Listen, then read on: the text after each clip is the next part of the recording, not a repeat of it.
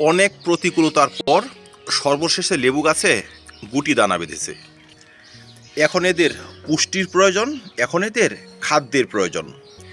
আমরা যদি সঠিক খাদ্যের সন্ধান দিতে পারি সেক্ষেত্রে এরা বড় হবে, গাছে লেগে থাকবে, আর আমাদের জন্য নিয়ে আসবে বাম্পার লেবুর ফলন।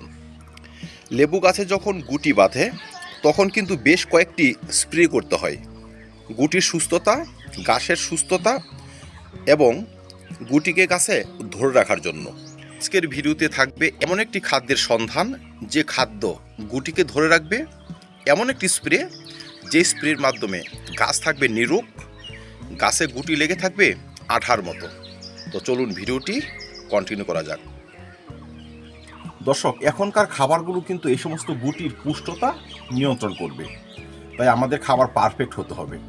আমরা এখন যত পারফেক্ট খাবার ব্যবহার করব তত বেশি পরিমাণে গুটি লেগে থাকবে। আমাদের খাদ্য যদি এখন একটু ভিন্ন হয়, একটু সময় উপযোগী না হয়, সেক্ষেত্রে কিন্তু গুটি ছাড়া আমরা ব্রেক করাতে পারবো না। গাছেদের এখন কী ধরনের খাবারের প্রয়োজন, গুটির কী ধরনের খাবারের প্রয়োজন, সেসব কিন্তু ফুটে উঠবে গাছের পাতায়। তাই খাবার দেওয়ার আগে একটু আমাদের পাতাকে লক্ষ্য করতে হবে, পাতার প্রয়োজনীয়তাটা বুঝতে হবে। লেবু গাছের পাতাগুলোকে যদি আমরা এখন একটু লক্ষ্য করি, দেখব পাতায় কিছুটা বিবর্ণ ভাব, পাতা কিছুটা হলদে ভাব, আবার কোনো কোনো গাছের পাতা আবার গাঢ় সবুজ। দর্শক, যে সকল গাছের পাতা এখন হলুদ ভাব চলে এসেছে সেই সমস্ত গাছে রয়েছে খাদ্য এবং অনুখাদ্যের ভয়াবহ ঘাটতি। সেই ঘাটতি যদি আমরা পূরণ করতে না পারি, সে সমস্ত গাছে যদি গুটি এসেও থাকে সেসব গুটি ঝরে যাবে। তাই আমাদের খাদ্যের মধ্যে রাখতে হবে পটাশিয়াম, পাতার বিবর্ণভাব দূর করবে, থাকবে ফসফরাস, পাতাকে যথেষ্ট পরিমাণে খাদ্য রস শোষণ করে দেবে, বোরন পাতার কালারকে নিয়ন্ত্রণ করবে, জিঙ্ক পাতাকে, গুটিকে, গাছকে শক্তিশালী করবে। তারপর রয়েছে ম্যাগনেসিয়াম এবং সালফারের মতো খাবার, যারা পাতার ক্লোরোফিল অংশ তৈরি করবে, গুটি এবং পাতাকে সুস্থ সতেজ রাখবে। গুটি আবার হলুদ হয়ে ঝরে যাচ্ছে, কিছুটা কালো হয়ে ঝরে যাচ্ছে, সেসব অনেক সময় হয় ক্যালসিয়ামযুক্ত খাদ্যের ঘাটতিতে। ক্যালসিয়ামের অভাবেও কিন্তু পাতা বিবর্ণ হয়ে যায়, পাতা আকারে ছোট হতে শুরু করে, গাছের বার বৃদ্ধি স্টপ হয়ে যায়। আর এখন যদি সেসব ডিফিসিয়েন্সি লক্ষ্য করেন, দ্রুত তার ব্যবস্থা গ্রহণ করতে হবে, নয়তো পাতা এবং গুটি উভয় অসুস্থ হয়ে পড়বে, গুটি সম্পূর্ণ ঝরে যাবে। আর যে সকল গাছের পাতা গাঢ় সবুজ, সেই সমস্ত গাছে দেখবেন গুটি ঝরা অনেকাংশে কম, কারণ সেই গাছের প্রচুর পরিমাণে খাদ্য রয়েছে, নিউট্রিয়েন্টস ডিফিসিয়েন্সি একদম নেই। তো দর্শক, যে গাছে ভালো পরিমাণে গুটি দাঁড়িয়ে গেছে, পাতার কালার সঠিক রয়েছে, সেই গাছও খাবার ব্যবহার করতে হবে, সেক্ষেত্রে একটু সামান্য ব্যবহার করলেই হবে।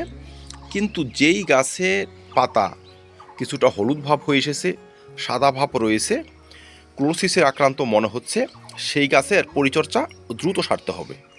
তো দর্শক, আমরা এমন একটি খাবার নিয়ে নিতে পারি, এখন তৈরি করতে পারি, যেই খাবার সব ধরনের গাছে আমরা ব্যবহার করতে পারবো। তাই আমরা এখন ব্যবহার করব জৈব এবং রাসায়নিক মিশ্রিত একটি মিশ্র খাবার। এই সময় যে খাবারগুলো আমাদের ব্যবহার করতে হবে, চলুন এক এক করে সেই সব দেখে নেই। প্রথম উপাদান আমরা ব্যবহার করব সামান্য একটু গোবর সার। একটি 20 থেকে 25 ইঞ্চি টবের জন্য 2 থেকে আড়াই মুঠি। সর্ষের খোল 10 থেকে 15 গ্রাম।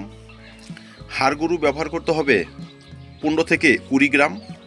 বোরন ব্যবহার করতে হবে 2 থেকে আড়াই গ্রাম। সাদা ন্যানো পটাশ এবং ফসফেট বা 005234 ব্যবহার করব 8 থেকে 10 গ্রাম। জৈব অনুখাদ্য, এটা লিকুইড আকার রয়েছে, যদি এটা থাকে ব্যবহার করবেন 2 থেকে 3 গ্রাম। সর্বশেষ যে উপাদানটি ব্যবহার করতে হবে সেটি হচ্ছে জিঙ্ক সালফেট। জিঙ্ক সালফেট আমরা এর সঙ্গে ব্যবহার করব না, জিঙ্ক সালফেট এক্সট্রা ব্যবহার করব মাত্র 2 গ্রাম। দর্শক, এই সবগুলো উপাদান একত্রে মিশিয়ে আমরা 2-1 দিন কোথাও ফেলে রাখতে পারি, বা এই সর্ষের খোলগুলো একদম ডাস্ট করে নিতে পারি। গোবর সারগুলো মোটামুটি পুরনো হতে হবে, সেগুলো ডাস্ট করে 2-1 দিন কোথাও ফেলে রেখে টবের মাটি না খুঁচিয়ে সামান্য ঘাস ঘুষ পরিষ্কার করে খাবারগুলো আমরা দিয়ে দেব। আমি 2 দিন আগে খাবারটি ব্যবহার করে দিয়েছি, দেখতেই পাচ্ছেন খাবারগুলো মোটামুটি দেখা যাচ্ছে। আমি কিন্তু মাটি খোঁচাইনি, খাবার দিয়ে তারপর সামান্য মাটি চাপা দিয়েছি, তারপর দিয়েছি জল। তার ফলেই কিন্তু আমার গুটি ঝরা কমে গিয়েছে। কিছু কিছু গুটির বার বৃদ্ধি এরই মধ্যে নজরে আসছে, মানে গুটিগুলো বাড়ছে। যে গুটি বাড়বে সে ঝরবে না, যে বাড়বে না সে গাছে থাকবে না।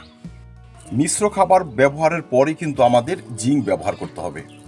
দর্শক, সর্বশেষ উপাদানটি যেহেতু জিঙ্ক, আমরা এটি শেষেই ব্যবহার করব।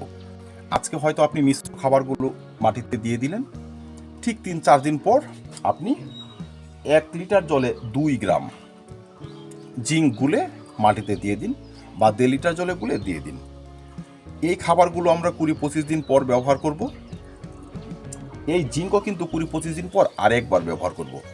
খাবারগুলো এইভাবে কন্টিনিউ চলতে থাকবে, কিন্তু জিঙ্কটা আমরা মাত্র 2 বারই ব্যবহার করব। জিঙ্ক এর থেকে বেশি ব্যবহারের প্রয়োজন নেই। যদি আমি এই খাবারটি ব্যবহার না করতাম, হয়তো আমার গাছেও নিউট্রিয়েন্টস ডিফিসিয়েন্সি, বিশেষ করে পাতা হলুদ হয়ে যাওয়া, গুটি হলুদ হয়ে যাওয়া, গুটি বড় না হওয়ার সমস্যাগুলো চলে আসতো। আমি ব্যবহার করেছি, তাই আমার পাতাগুলো যথেষ্ট স্বাস্থ্যবান, সুস্থ, সবুজ, আর গাছে গুটিগুলো লেগে আছে অনেকটা আঠারি মতো। আশা রাখছি অন্যান্য বছরের মতো এই বছরও আমি আমার গাছ থেকে ভালো পরিমাণ লেবুর ফলন পাবো। তো যাই হোক দর্শক, খাবার ব্যবহারের পরপরই কিন্তু আমাদের এই সমস্ত গাছে কয়েকটি স্প্রে সারতে হবে, যে স্প্রেগুলো গুটি, গাছ এবং পাতার সুস্থতা নিয়ন্ত্রণ করবে, গুটিকে ধরে রাখতে সহায়তা করবে। বন্ধুরা, এই সময় আমরা 2 ধরনের স্প্রে করব। প্রথম স্প্রে গাছকে রোগমুক্ত রাখবে, আর 2 নম্বর স্প্রে গাছকে স্বাস্থ্যবান, সুস্থ, সতেজ রাখবে। যাই হোক, প্রথম যে স্প্রেটি সারতে হবে সেটি হচ্ছে ভালো মানের একটি কীটনাশক। আমার হাতে রয়েছে প্রোফেক্ট সুপার, নিশ্চয়ই আপনাদের হাতেও প্রফিনাফস সাইপারমেথ্রিন গ্রুপের কীটনাশক রয়েছে। আপনারা এটি স্প্রে করবেন। এটি স্প্রে করলে কী হবে, এখন দেখবেন লেবু গাছে কচি পাতা গজাচ্ছে, গুটিও রয়েছে, সেই সঙ্গে কচি পাতাও রয়েছে। সেই সমস্ত কচি পাতাকে নষ্ট করে দেওয়ার জন্য রয়েছে লিফ মাইনার, চোষক পোকা, মাকড়সা এবং নানাবিধ মাইটস। এদের যদি আমরা গাছ থেকে দূর করতে না পারি, এরা পাতাকে অসুস্থ করে তুলবে, সেই সঙ্গে গাছকে অসুস্থ করে তুলবে, গুটি অসুস্থ হয়ে যাবে, গাছ থেকে ঝরে যাবে। তাই এই সমস্ত সমস্যাকে দূর করার জন্য আমরা প্রফিনাফস সাইপারমেথ্রিন গ্রুপের কীটনাশক ব্যবহার করব। প্রোফেক্ট সুপার যদি ব্যবহার করি, 1 লিটার জলে মাত্র 1 ml, 7 দিনের ব্যবধানে 2-3 বার স্প্রে করলে এরা গাছ থেকে বিদায় নেবে, নতুন করে পাতায় সংক্রামিত হবে না, লেবুর গুটিগুলিও সুস্থ থাকবে, সতেজ থাকবে। খেয়াল রাখতে হবে, যে পাতাতে একবার লিফ মাইনার আক্রমণ করবে সেই পাতা আর সুস্থ হবে না। তাই লিফ মাইনারে আক্রমণ করার আগে আগে আমাদের কীটনাশক স্প্রে করতে হবে। আর প্রফিনাফস সাইপারমেথ্রিন গ্রুপের কীটনাশক যদি আমরা স্প্রে করি, লিফ মাইনার কমবে, চোষক পোকা কমবে, লেদা পোকা কমবে, এবং ফলকে ছিদ্র করে দেওয়ার যে পোকাগুলো তারাও কিন্তু কমবে। তাহলে একটি কীটনাশক যদি এতগুলো কাজ হয়ে যায়, এই গ্রুপ কিন্তু আমরা ব্যবহার করতেই পারি। তাছাড়া আপনারা ইমিডাক্লোরপিড গ্রুপের কীটনাশকও স্প্রে করতে পারেন। যারা নিম তেল ব্যবহার করবেন তারা নিম তেলও স্প্রে করতে পারেন। যাই হোক, যদি আপনারা নিম তেল ব্যবহার করেন, জৈব চাষিরা করতেই পারেন, কাকাও স্প্রে করতে পারেন।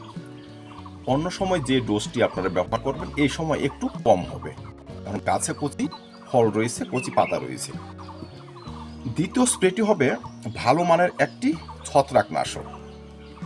এই সময় যে ছত্রাকনাশকগুলো ভালো কাজ করবে, এর মধ্যে ম্যানকোজেব, কার্বনডাজিম হতে পারে, সাব, স্প্রিন্ট বা ম্যানসার, অ্যান্ট্রাগুলো ব্যবহার করা যায় এই সময়।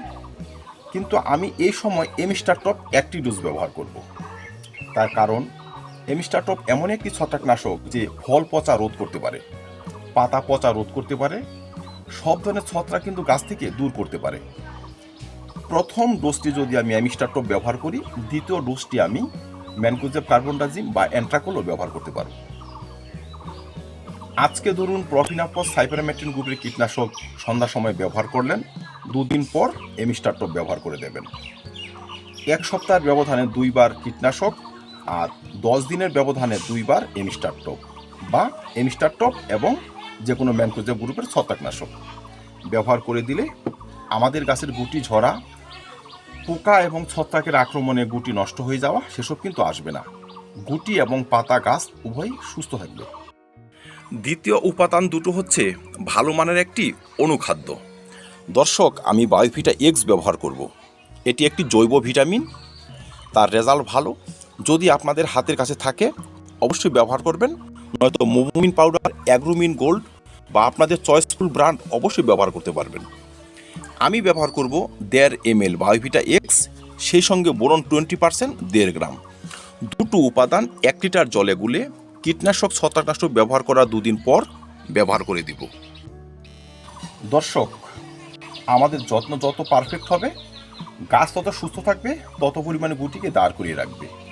তাই যে ব্র্যান্ডই আপনারা ব্যবহার করেন না কেন, চিন্তা ভাবনা রাখবেন যেন সেটা সঠিক হয়, ভালো হয়। আমরা যেই দিন খাবারগুলো মাটিতে ব্যবহার করব, সেই দিন অনুখাদ্য গাছে স্প্রে করতে পারবো। অনেকে আবার কীটনাশক, ছত্রাকনাশক, অনুখাদ্য এইসব একত্রে মিশিয়ে স্প্রে করার চিন্তা ভাবনা করেন। সেভাবে করবেন না। ছত্রাকনাশক আপনারা এক্সট্রা স্প্রে করবেন। কীটনাশকের সঙ্গে খাবার বা অনুখাদ্যগুলো মিশিয়ে স্প্রে করা যায়, কিন্তু ছত্রাকনাশকের সঙ্গে করা যায় না। সর্বশেষে হচ্ছে, এখন আমাদের ওয়াটার ম্যানেজমেন্ট হবে সঠিক। আমাদের ব্যবহৃত খাদ্য, অনুখাদ্য তখনই গাছের উপযোগী হবে যখন টবের মাটিতে সঠিক পরিমাণে জলের ব্যবহার করব। তাই সব সময় মাটি কিছুটা মশার ভাব থাকতে হবে। এখন যদি আমরা জল দিতে ভুলে যাই, তবে ফলের পোটা শুকিয়ে যাবে, ফল হলুদ হয়ে যাবে, গাছ থেকে ঝরে যাবে। যেহেতু আমাদের গাছগুলো শালুক সংশ্লেষের মাধ্যমে খাদ্য তৈরি করে, তাই গাছ থাকবে ডাইরেক্ট সানলাইটে। যে গাছ সানলাইটে থাকবে তার পাতার আকার ভালো থাকবে, পাতার কালার ভালো থাকবে, বেশি পরিমাণে খাদ্য তৈরি করে গুটিতে নিয়োগ করবে। আর তখনই দেখবেন গুটি ঝরা কমতে শুরু করেছে। তো দর্শক, আর কিচ্ছুর প্রয়োজন নেই। এইটুকু যত্ন করে যথেষ্ট পরিমাণে গুটি আমি দাঁড় করিয়ে ফেলেছি। আমার প্রতিটা গাছে ভালো পরিমাণে ফলন হয় এই ধরনের পরিচর্যায়, এই ধরনের যত্নতেই। আর আশা রাখছি আপনারা যদি এইভাবে পরিচর্যা সারেন, এইভাবে যত্ন করেন, আপনাদের প্রতিটা লেবু গাছে ভালো ফলন হবে, লেবুতে পরিপূর্ণ থাকবে। তো ধন্যবাদ দর্শক, দেখা হবে অন্য ভিডিওতে অন্য কোনো টপিক নিয়ে। ভিডিওটি ভালো লাগলে লাইক এবং শেয়ার করবেন, চ্যানেলটি সাবস্ক্রাইব করে পাশে থাকবেন। ভিডিও দেখার জন্য অসংখ্য ধন্যবাদ।